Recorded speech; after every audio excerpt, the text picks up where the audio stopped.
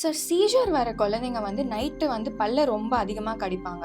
So அது வந்து parents எங்ககிட்ட வந்து ஒரு கம்ப்ளைண்ட்டா வந்து சொல்லி ரொம்ப பயப்படுவாங்க. So what is your take on that sir? Yes.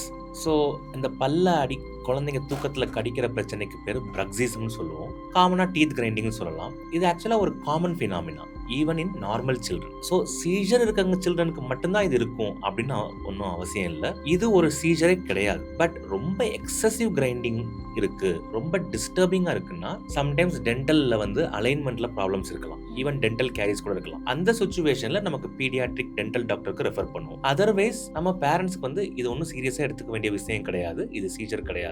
So அப்படின்னு சொல்லி நம்ம ரீஅஷ்யூர் மட்டும் பண்ணுவோம்.